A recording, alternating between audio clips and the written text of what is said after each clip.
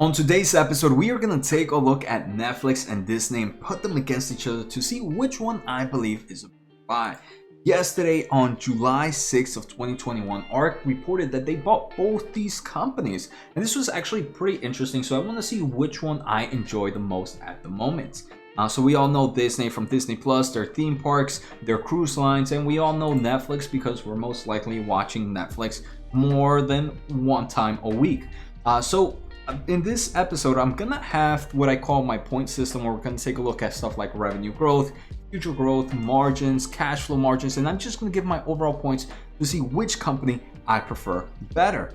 So let's start off. First, we're gonna start off with revenue growth, and I wanna see more how which company has grown the most in the past few years. So we can see, first, let's start off with Disney. Disney had a very, very bad year due to COVID, right? This is a company that was definitely affected by it. So in the past 4 quarters, starting the most recent was for the quarter ending on March 31st. Revenue was down 13%. The one before that was down 22. Before that was negative 23. And the one before that was negative 41.87. So we can see June, the quarter ending June 30th, which will be the upcoming quarter earnings that they will be reporting in the next few months, was the worst for them same time last year. This is when COVID really affected the company, and they almost lost 50% of their revenue compared to prior year.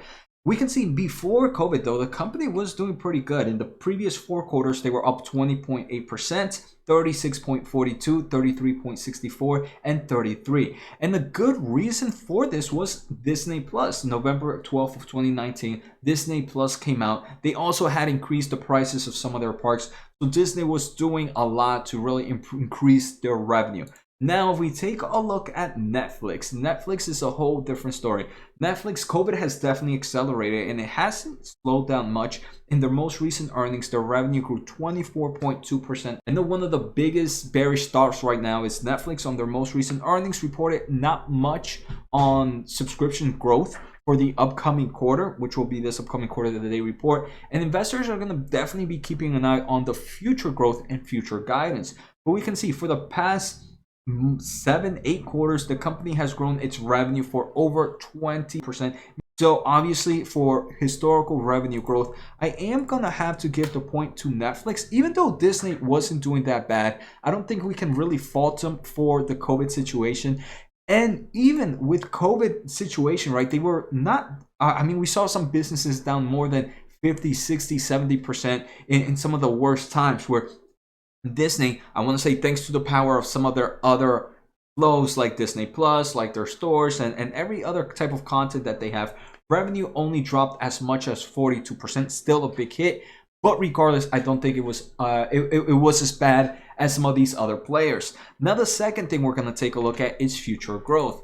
So here I'm taking a look at what analysts believe these companies will do. And before we take a look at future growth, guys, make sure to hit the thumbs up and the subscribe button. It helps so much with the overall channel. And let's take a quick listen to today's sponsor. I want to thank The Motley Fool for sponsoring this video. The Motley Fool is a company that provides investing insight and stock recommendations for investors of all skill sets and risk levels.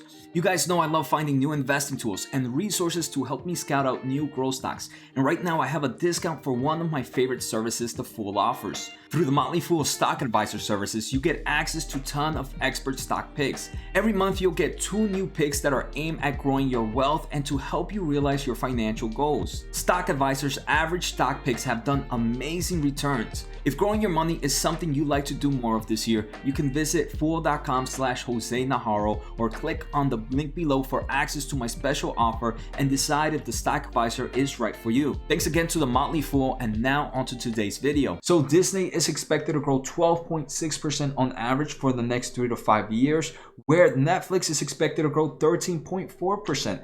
I do believe both are growing at strong levels, but this Netflix is still growing at faster levels, right? And so here I'm gonna have to give another point to Netflix. Next, what I want to take a look at is margins. And here I know who's already gonna win. Normally, the one that has slower growth is usually a more mature company. We can see here, we're gonna take a look at margins for Disney. Even though, right, Disney did see a loss in profit margins, again, due to COVID situation, and this is me taking a look at trailing 12 months, Before that, they were super positive in profit margins. They were about 13.8% looking at trailing 12 months before COVID happened, right? And we can see their gross margins were 30.6%. One thing is they were spending a lot of money on just overall content creation for Disney Plus that kind of affected their gross margins, but I do believe that will begin to improve over time. If we take a look at Netflix and their margins, right? Netflix profit margins were 14.2%. And they were 41.1%. I do believe both companies here have very strong gross margins and very strong profit margins. So I'm gonna give a point to actually both Disney and Netflix. And now we're gonna take a look at cash flow margins. So cash flow margins, this is how much money they're keeping from their everyday revenue. Again, we can see, right? This is insane for Disney. Revenue took a huge hit when taking a look at trailing 12 months due to COVID. Obviously, their net cash flow from operations also took a hit, but they were still positive. That's what you like to see. Even during their worst times, their operating cash flow margins were still 7.37%. If we take a look at Netflix is a different story. Their revenue is increasing and they're finally achieving positive in cash flow from operations. If you take a look at their margins now, they're about 11.16%, taking a look at trailing 12 months. But when you take a look at historical numbers, they were almost in the negative until COVID happened. COVID really accelerated this company's revenue. We can see here in operating cash flow margins. Here, just because Disney has more of a historical strength in cash flow margins, I am going to give it to Disney. So right now we're stuck with 2 points each. The next thing we're going to take a look at is the balance sheet for both Disney and Netflix. So Disney right now, they have about $15.9 billion in cash and short-term investments, and they have about $52.5 billion in debt. Remember, this is also a company that's profitable in GAAP earnings and positive in cash flow from operations. If we take a look at Netflix has a cash and short-term investments of $8.4 billion and debt of about $15.6 billion. So if we take a look at ratios, balance sheets are a little bit stronger for Netflix. They have less ratio, they're less leverage in forms of ratio. But remember, Disney is a company that has theme parks, so they have a lot of long-term and other assets and physical assets.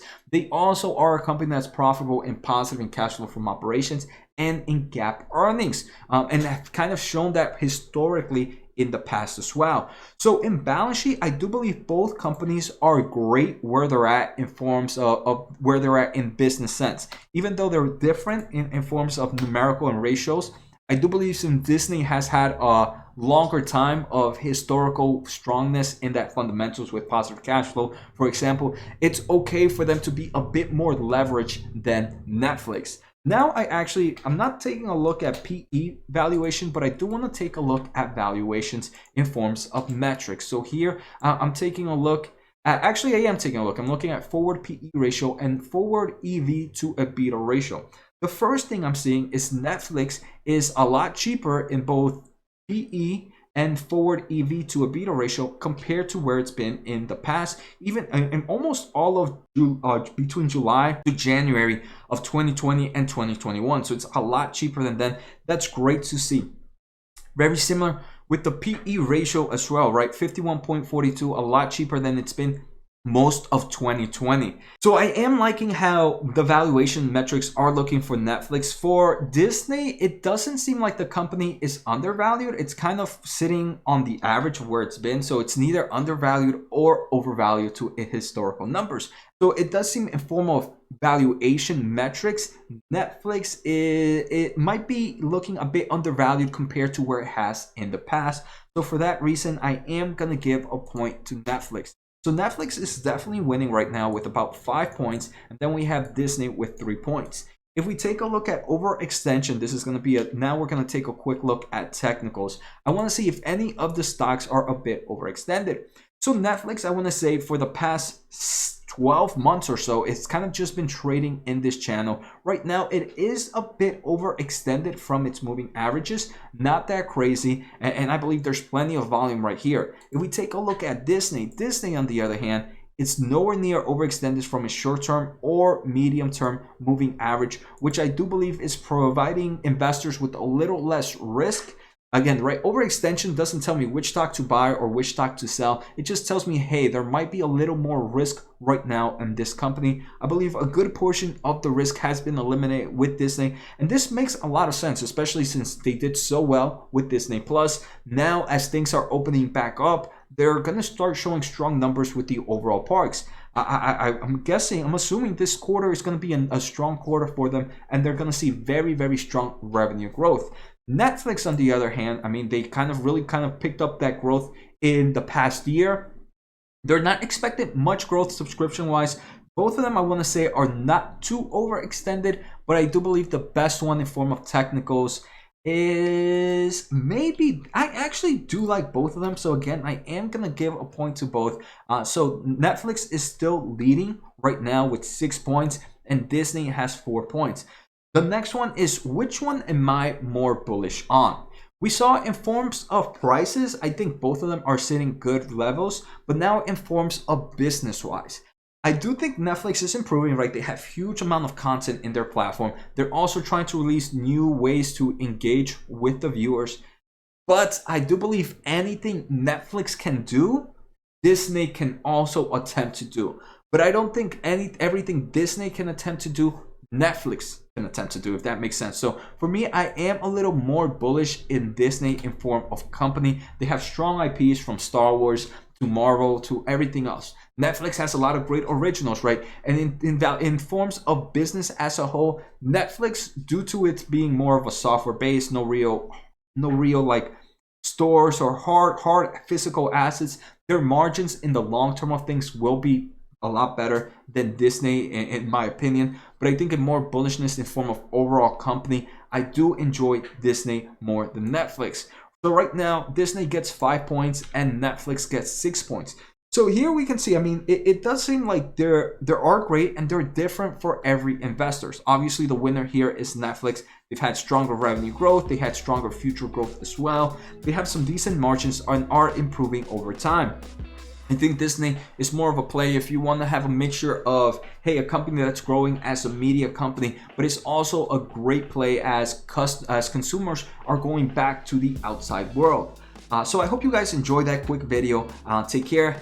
Make sure to hit the thumbs up, the subscribe button, and see you next time.